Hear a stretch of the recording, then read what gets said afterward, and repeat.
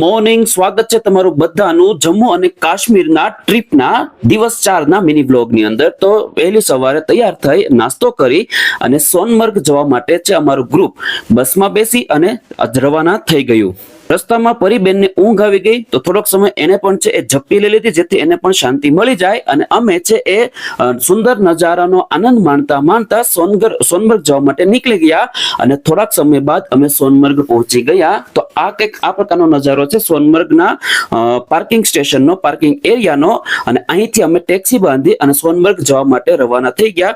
તો અહીં પણ છે એ સેમ એ રીતનું છે એ સુંદર મજાના પહાડોના નજારા જોતા જોતા અમારું આખું ગ્રુપ છે એ ટેક્સીમાં બેસી સોનમર્ગ જવા માટે રવાના થઈ ગઈ। અરાઉન્ડ 3 થી 4 વાગ્યાના આસપાસના સમયમાં અમે જોજીલા પાસે પહોંચી ગયા, જેને આપણે 0 પોઈન્ટ પણ કહીએ છીએ। તો જોજીલા પાસ પોઈન્ટનો કંઈક આ પ્રકારનો નજારો જોવા મળે છે અને આ જ સ્થળ પર તમે જો ડિસેમ્બર, જાન્યુઆરી, ફેબ્રુઆરીમાં આવો છો તો તમને ચારે બાજુ છે એ બરફ જ જોવા મળે છે અને આ સ્થળ પરીબને ખૂબ જ ઈચ્છા હતી અને એને પણ ખૂબ જ આનંદ કર્યો અને ત્યાંથી જ અમે નજીકના સ્થળ પર અમે વોર મેમોરિયલ હતું ત્યાં જવા માટે નીકળી ગયા, જે ત્યાંથી મેક્સ ટુ મેક્સ 1.5 કિલોમીટર દૂર આવેલું છે।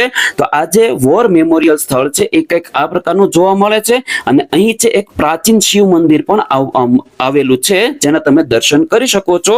આ સ્થળ છે એ વોર મેમોરિયલ સ્થળ છે, જોજીલા વોર મેમોરિયલ એનું નામ છે। આ એ સ્થળનું જગ્યા છે અને સંપૂર્ણ યાત્રા પૂર્ણ કર્યા બાદ અમે છે એ રિટર્ન નીચે ઉતરવા માટે નીકળી ગયા હતા કેમ કે વાતાવરણ ધીમે ધીમે ખરાબ થવા લાગ્યું હતું અને અરાઉન્ડ સાંજના 6 કે 7 વાગ્યા આસપાસના સમયમાં અમે નીચે પાર્કિંગમાં આવી ગયા।